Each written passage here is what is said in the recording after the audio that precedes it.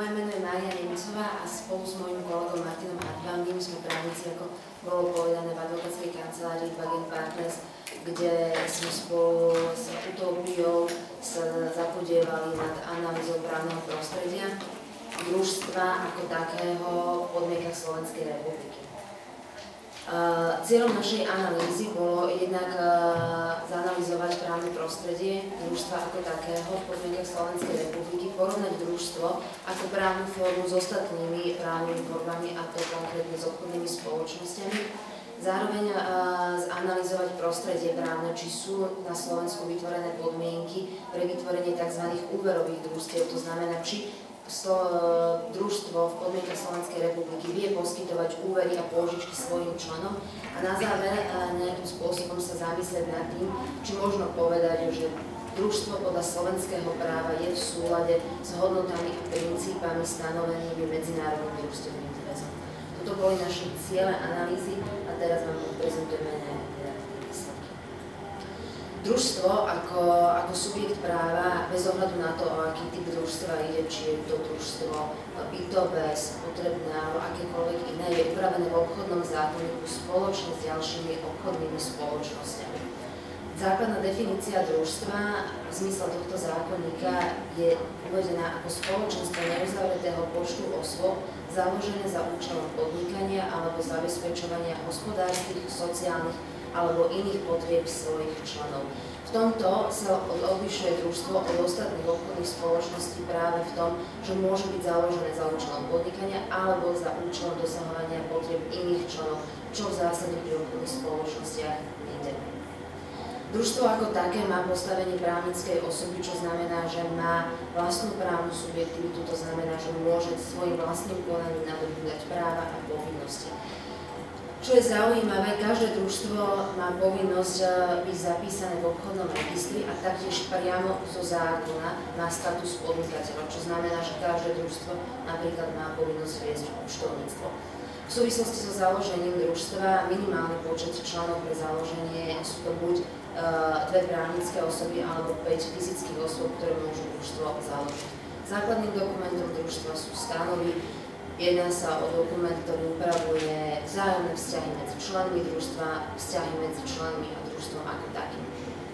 Tým, že družstvo je samostatnou právnickou osobou, ktorá má vlastnú subjektivitu, družstvo zodpovedá vo vzťahu k tretím osobám za všetky svoje záväzky svojim samostatným a vlastným majetkom, s tým, že členovia družstva nemajú žiadnu zodpovednosť za tieto záväzky, neručia za záväzky družstva svojim vlastným majetkom, čo je rozdiel tiež od niektorých obchodných spoločností. V tejto súvislosti by som možno upozornila, že slovenský obchodný zákonník umožňuje, aby stanovy družstva stanovili pre niektorých členov družstva povinnosť osobitných akýchsi, povedzme, príspevkov do družstva na krytie strát družstva, ktoré vytvorí počas svojej existencie, čo v podstate znamená akési prelomenie princípu rovnosti.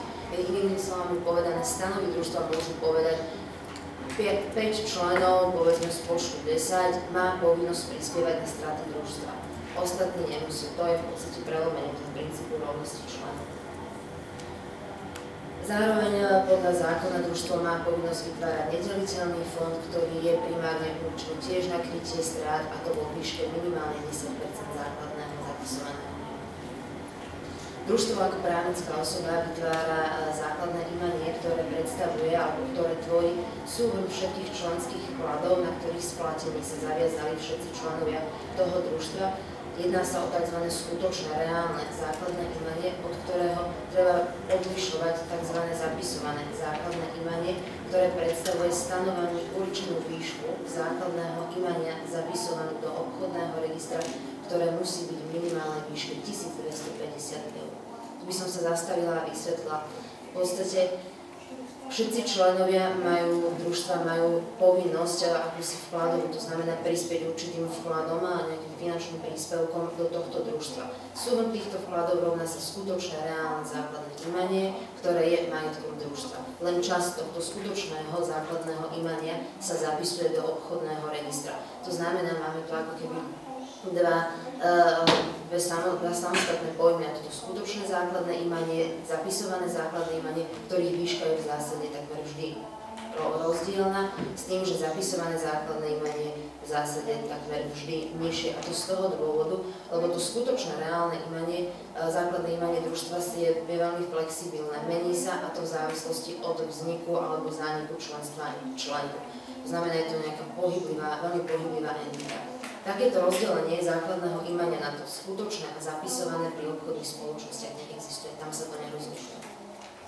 Ako som už spomínala, každý člen družstva má vkladovú povinnosť, to znamená podieľať sa na tom družstve svojím členským vkladom, ktorý znamená celú hodnotu, ku ktorej splateniu sa člen družstva zaviazal, s tým, že ten členský vklad každého člena je zložený z nejakého základného členského vkladu, to je nejaká minimálna hodnota, ktorej splatenie je potrebné pre vznik členstva, a zároveň v rámci toho členského vkladu je možné rozlišovať ďalšie členské vklady, ktorí členovia môžu v priebehu existencie družstva naďalej prispievať do toho ktorého družstva. Ale toto nie je povinnosť, toto je už ich právo.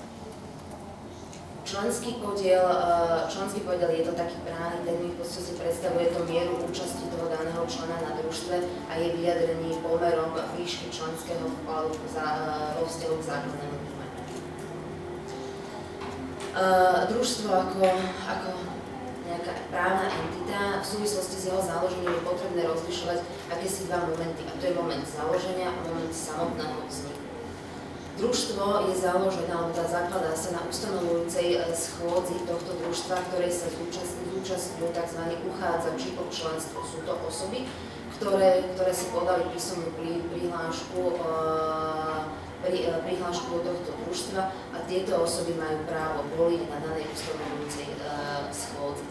Na ustanovujúcej schôdzi družstva sa jednak určuje výška zapisovaného základného imania, schvaľujú sa stanovy a volia sa orgány družstva, ktorými sú predstavenstvo a kontrolná komisia.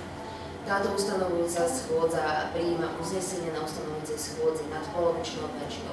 Avšak ustanovujúca schôdza družstva vedie k samotnému založeniu družstva, ale v tom prípade, ak sa uchádzači o členstvo v družstve zaviažu na splatenie tých členských vkladov minimálne vo výške zapisovaného základného imania. Celý priebeh sa osvedčuje formou notárskej zápisnice.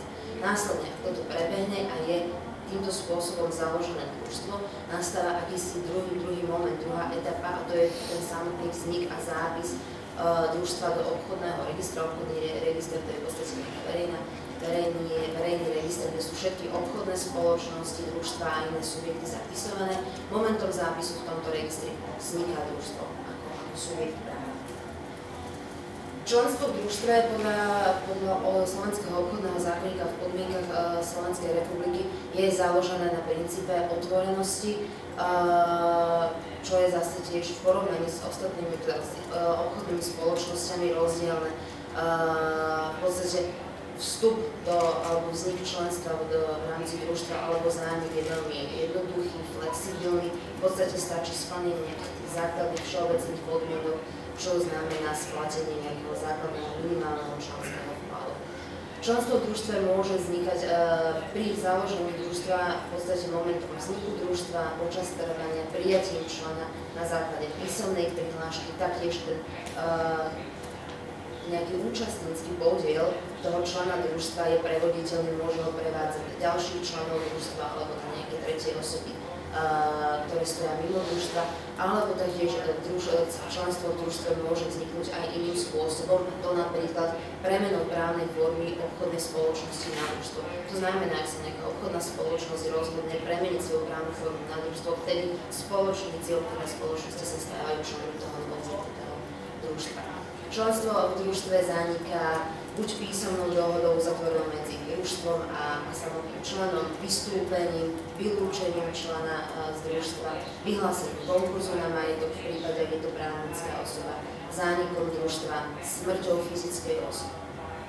Medzi základné práva každého člena družstva patrí jednak právo na podiel na zisku, ktoré to družstvo vytvorilo, s tým, že o tom, či zisk bude rozdelený medzi jednotlivých členov družstva, rozhoduje členská schôdza. To znamená, nie automaticky zisk je delený medzi členov, ale až potom, keď sa takto na to členovia družstva dohodnú a rozhodnú o tom.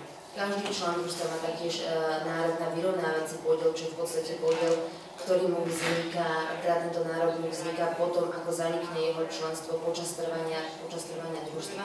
A v prípade zániku družstva každý člen má nárok na podiel na likvidačnom zostatku. Každý člen má právo voliť a byť volený do orgánov družstva a medzi tú najzákladnejšiu povinnosť každého člena je už spomínaná vkladová povinnosť do základného imania.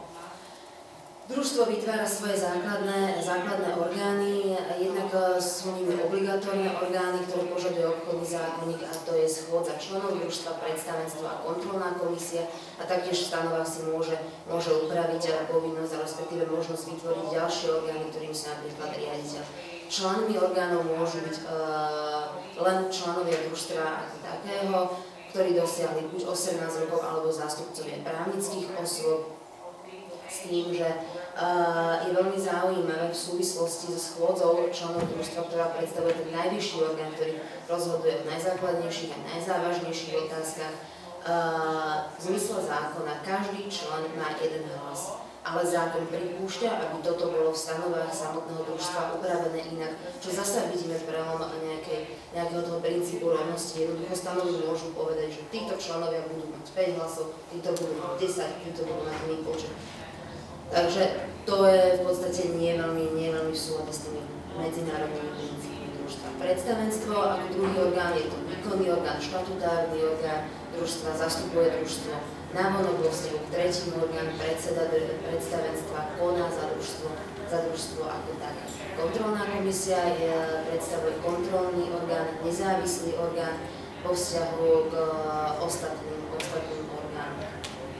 Členovia predstavenstva a členovia kontrolnej komisie majú povinnosť pri úkonoch alebo v rámci svojej činnosti pre družstvo postupovať s odbornou starostlivosťou a v prípade porušenia tejto povinnosti a vzniku škody družstvu zodpovedajú za túto škodu a družstvo môže si vymáhať voči členom orgánov škodu iným spôsobom. V nadväznosti na túto veľmi stručnú právnu analýzu postavenia družstva, chcela by som sa predstaviť pri porovnaní družstva vo vzťahu k obchodným spoločnostiam. V prvom rade si treba uvedomiť, že družstvo a právna úprava družstva je obsahnutá v obchodnom zákonníku, to znamená v tom istom dokumente, zákone, kde sú opravené obchodné spoločnosti, ktoré majú v podstate úplne iný zmysel a iný cieľ ako družstvo, to pôvodné s tými hodnotami. Zároveň kogentne podľa obchodného zákonníka platí, že v prípade, ak na úpravu nejakých vzťahov v rámci družstva nie sú osobitné ustanovenia týkajúce sa družstva, automaticky sa aplikujú ustanovenia o obchodných spoločnostiach na to fungovanie družstva, čo v konečnom dôsledku v praxi môže mať niekedy fatálne následky. Teraz by som si možno aj položila otázku, to porovnanie družstva vo vzťahu k ostatným obchodným spoločnostiam, či možno chápať družstvo ako akúsi alternatívu alebo niečo zaujímavú formu podnikania alebo zaujímavé spoločenstvo zoskupenie určitého počtu osôb za účelom dosiahnutia zisku a aké výhody družstva sú alebo aké výhody má družstvo v porovnaní s obchodnými spoločnostiami. Prvou výhodou družstva v porovnaní s obchodnými spoločnosťami je to, že družstvo má relatívne nízky vstupný kapitál. Ako som už spomínala, to základné imanie, ktoré sa zapisuje do obchodného registra, musí byť minimálne vo výške 1250 eur, čo v porovnaní napríklad so spoločnosťou s určeným obmedzeným akciovou spoločnosťou je veľmi málo. SROčka má minimálne základné imanie 5000 eur, akciová spoločnosť nejakých 25 000 eur. Ďalšou výhodou družstva oproti obchodným spoločnostiam je jeho otvorenosť. To znamená, je veľmi jednoduché, aby vzniklo členstvo akýmkoľvek tretím osobám v rámci toho družstva. Taktiež spôsoby zániku členstva v družstve sú veľmi flexibilné v porovnaní s obchodnými spoločnosťami. Napríklad aj všetci členovia družstva majú právo vystúpiť z daného družstva, čo v prípade obchodných spoločností nie je možné. Spoločník v rámci obchodných spoločností nemá právo vystúpiť z danej obchodnej spoločnosti, čo môže podať návrh na súd, aby súd zrušil jeho účasť, ale sám vystúpiť nemôže. Ďalšou výhodou družstva je tiež zvyšovanie a znižovanie základného imania družstva v porovnaní s obchodnými spoločnosťami. To zvyšovanie a znižovanie základného imania, to znamená majetku toho družstva, je veľmi flexibilná. Nakoľko v prípade družstva nie je potrebné z dôvodov zvýšenia alebo zníženia základného imania meniť korporátne dokumenty, nie je potrebný nejaký osobitný zápis alebo nejaká zmena vo verejnom registri, kdežto pri obchodných spoločnostiach, keď sa zvyšuje základné imanie, je potrebné rozhodnutie, je potrebná zmena korporátnych dokumentov, je potrebná registrácia tejto zmeny v obchodnom registri. To znamená, že to, poviem to tak laicky, nalievanie peňazí a zvyšovanie majetku družstva je v prípade družstva o mnoho flexibilnejšie ako v prípade obchodných spoločností. Ďalšou výhodou je skutočnosť, že členovia družstva neručia za záväzky družstva. Družstvo je samostatná právnická osoba, zodpovedá si za svoje záväzky svojím majetkom, avšak členovia s tým v podstate neprichádzajú do styku. Naopak pri obchodných spoločnostiach niektorí spoločníci ručia dokonca celým svojím vlastným majetkom za záväzky danej obchodnej spoločnosti, niektorí v rovine svojich vkladov, nesplatenej výške svojich vkladov do spoločnosti. Posledná záležitosť, čo sme v podstate z nejakého toho biznis hľadiska vyhodnotili ako výhodu družstva, je anonymita jeho členov. Čo je možno na polemiku, či je to výhoda alebo nevýhoda, ale družstvo ako jediná forma svojich členov nikde a nejakým spôsobom nemá povinnosť zverejňovať. Kýmto pri obchodných spoločnostiach spoločníci sú uvedení jednak v obchodnom registri, čo je verejný register, alebo v prípade akciových spoločností, tak akcionári sa uvádzajú a registrujú v centrálnom depozitári cenných papierov, respektíve tam sú uvedení zoznamy. Avšak medzi nevýhody družstva v porovnaní s tými obchodnými spoločnosťami možno ponímať akúsi komplikovanosť založenia. Pre založenie obchodnej spoločnosti je postačujúce uzatvoriť spoločenskú zmluvu, respektíve spísať zakladateľskú listinu, splniť alebo splatiť základné imanie a podať návrh do obchodného registra. Naopak pri družstve je potrebné konanie ustanovujúcej schôdze, ktorá má, ako som už spomenal, všetky tie body a všetky tie rozhodnutia musia byť prijaté. Taktiež ako nevýhoda družstva sa uvádza, alebo je považovaná náročnosť alebo proces rozhodovania, prijímania rozhodnutí v rámci družstva, nakoľko o všetkých týchto rozhodnutiach dôležitých pre družstvo sa musí uznieť členská schôdza, ktorú v podstate tvoria všetci členovia družstva, čo v istých prípadoch, keď sú tie družstva naozaj mnohopočetné, môže predstavovať nejakú nevýhodu. Ďalšou nevýhodou v porovnaní povedzme s obchodnými spoločnosťami je akási absencia modelovania práv členov a viazania hlasov členov na ich majetkovú účasť.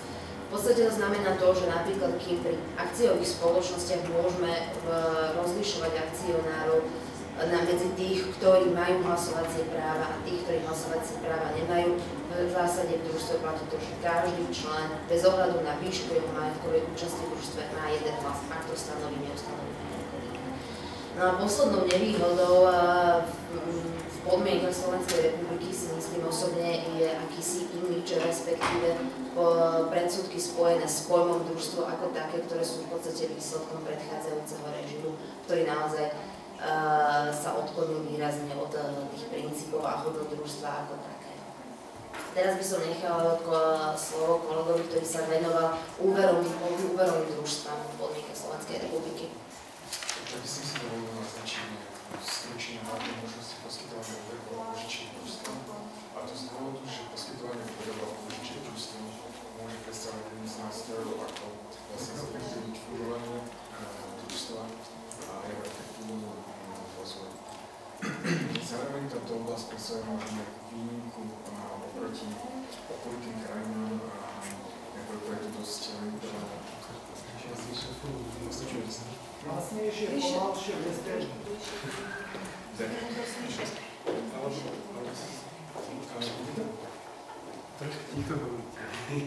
Dobre. Tak družstva ako také majú v rámci celosvetového a výsledne európskeho kontextu veľmi významné postavenie, a to tiež z hľadiska ich funkcie a ich potenciálu, čo sa týka ich participácie v rôznych oblastiach hospodárskej činnosti a tiež pri zabezpečovaní cieľov sociálnej politiky. Využitie tohto potenciálu však v jednotlivých krajinách Európskej únie sa veľmi odlišuje, a to je veľmi zrejme napríklad v možnosti poskytovania úverov, finančných služieb a bankových služieb, respektíve existencii úverových družstiev ako takých. Čo sa týka regiónu strednej a východnej Európy, môžeme badať koncom 20. storočia snahu vrátiť sa k nejakým ideálom a ideí družstevných bank a takýchto úverových družstiev. Avšak takýto trend môžeme vnímať práve iba v okolitých krajinách, kedy napríklad v Maďarsku, v Českej republike alebo v Poľsku začínajú vznikať obdobné entity. Avšak Slovenská republika takýto stav vôbec nereflektovala a v súčasnosti absentuje akákoľvek legislatíva, ktorá by regulovala úverové družstvá alebo nejakým spôsobom umožňovala vyvíjať v tejto súvislosti nejaké aktivity zo strany družstva. To však neznamená, že družstvá ako také nemôžu podporovať napríklad svojich členov alebo iné osoby prostredníctvom poskytovania pôžičiek alebo úverov.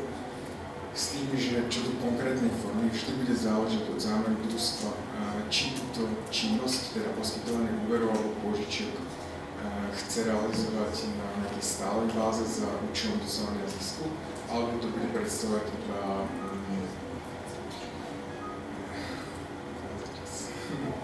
čo sa týka poskytovania pôžičiek a úverov v rámci nejakého predmetu podnikania, všeobecne možno rozlíšiť tri rôzne spôsoby poskytovania pôžičiek a úverov, a to poskytovanie pôžičiek úverov bankovým spôsobom, nebankovým spôsobom a osobitú oblasť predstavuje potom poskytovanie spotrebiteľských úverov. Čo sa týka poskytovania pôžičiek bankovým spôsobom, túto oblasť reguluje zákon o bankách, ktorý komplexným spôsobom určuje nejaké práva, povinnosti a tiež podmienky, ktoré musia spĺňať subjekty, ktoré chcú poskytovať úvery a pôžičky týmto spôsobom. Čo to charakteristík tohto druhu pôžičiek a úverov, banky ako také poskytujú tieto nejaké kontribúcie z návratných peňažných prostriedkov získaných na základe verejnej výzvy. Na návratné peňažné prostriedky sa myslí peňažné prostriedky, ktoré dočasne dajú nejaké osoby bankám a oni po určitom čase majú potom povinnosť tieto peňažné prostriedky týmto osobom vrátiť. Zákon o bankách limituje všetky ostatné subjekty poskytovať pôžičky z takýchto návratných zdrojov a v zmysle zákona o bankách tieto môžu poskytovať teda iba banky. Na to, aby mohol subjekt poskytovať úvery a pôžičky bankovým spôsobom, je nevyhnutné, aby získal príslušné bankové povolenie a splnil ďalšie podmienky, ktoré ustanovuje zákon o bankách. V tejto súvislosti je tiež nutné povedať, že samotný zákon o bankách limituje subjekty, ktoré môžu vyvíjať bankovú činnosť, a to iba čo do slovenských spoločností, iba právnické osoby, ktoré boli založené ako akciové spoločnosti. Z uvedeného dôvodu nemôžu družstvá poskytovať pôžičky a úvery bankovým spôsobom. Tu môžem povedať, že to je v zásade rozdiel medzi slovenskou legislatívou a českou legislatívou, kde v rámci Českej republiky funguje osobitný zákon o úverových družstvách, ktorý družstvám umožňuje vlastne poskytovať tiež pôžičky z takýchto nejakých členských vkladov a poskytovať tiež platobné služby a bankové služby. A efektívne vlastne môžu mať nejaký nástroj, ktorým môžu byť podporovaní jednotliví členovia. Ďalším spôsobom poskytovania pôžičiek a úverov je poskytovanie pôžičiek úverov tzv. Nebankovým spôsobom. Základná právna regulácia je tvorí potom zákon 455/99 živnostenskom podnikaní. Rozdiel oproti poskytovaniu bankových úverov je práve v tých peňažných prostriedkoch, ktoré sú poskytované. V tomto prípade ide o nenávratné prostriedky. Je potrebné, aby takýto subjekt získal príslušné živnostenské oprávnenie. Tieto podmienky sú však oveľa jednoduchšie ako v prípade zákona o bankách, nakoľko toto oprávnenie môžu získať ktorékoľvek subjekty, ktoré splňujú všeobecné podmienky pre prevádzkovanie živnosti, napríklad plnoletosť, spôsobilosť na právne úkony, bezúhonnosť. V roku 2010 však poskytovanie pôžičiek nebankovým spôsobom bolo dosť zúžené, a to tým, že tento spôsob poskytovania pôžičiek už nezahŕňa poskytovanie pôžičiek spotrebiteľom, to znamená fyzickým osobám, ktoré chcú túto pôžičku žijú mimo svojich nejakých podnikateľských aktivít a teda normálne fyzické osoby. Túto oblasť potom reguluje osobitý zákon o spotrebiteľských úverov, ktorý stanovuje osobitné predpoklady, podmienky a povinnosti pre tie subjekty, ktoré chcú realizovať takéto poskytovanie spotrebiteľských úverov. Národná banka Slovenska v tejto súvislosti tiež vedie osobitý register veriteľov poskytujúcich spotrebiteľské úvery, do ktorého musí byť potom daný subjekt zapísaný na to, aby mohol realizovať túto činnosť. Okrem poskytovania pôžičiek a úverov v rámci predmetu podnikania môžu družstvá v prípade, ak nevyvíjajú nejakú podnikateľskú činnosť, tiež v obmedzenej forme poskytovať úvery a pôžičky svojim členom, avšak v tomto prípade musí ísť činnosť príležitostnú a za iným účelom, ako je dosahovanie zisku. V takomto prípade, ak by to nebolo na nejakej pravidelnej báze, to znamená napríklad 3 pôžičky do mesiaca, takéto stanovenie zákona obsahuje. V takomto prípade, ak by to išlo o príležitostnú činnosť, potom odpadá pre družstvo podmienka na získanie nejakého oprávnenia alebo nejaké registračné povinnosti a môže predstavovať potom nejakú dôvodu, čo je nejaký regulatorný otázok. Avšak samotná otázka, či v danom prípade môže družstvo postupniť pôžičku bez nejakej potreby registrácie alebo bez potrebného povolenia, bude vždy závisieť od konkrétneho prípadu a jeho osobného posunenia. Na záver by sme si potom ešte dovolili zhrnúť, ako sú vlastne v rámci slovenskej legislatívy reflektované nejaké zásady a princípy a hodnoty, ktoré má Medzinárodné družstevné zväz. Družstvo podľa Medzinárodného družstevného zväzu má svoje určité hodnoty, princípy, ako je napríklad demokracia, rovnosť, spravodlivosť a solidarita. Pričom vo vzťahu k slovenskej legislatíve možno konštatovať, že z formálneho hľadiska sú tieto čiastočne naplnené, ale pri komplexnom posúdení a kritickom zhodnotení týchto legislatívneho stavu a iného stavu na Slovensku nie je možné konštatovať, že by tieto princípy, ktoré sa mu vlastne Medzinárodný družstevný zväz, boli do slovenskej legislatívy a možnosti vyvíjania činnosti družstiev tiež reálne reflektované a tým pádom nie je možné povedať, že je v rámci podmienok Slovenskej republiky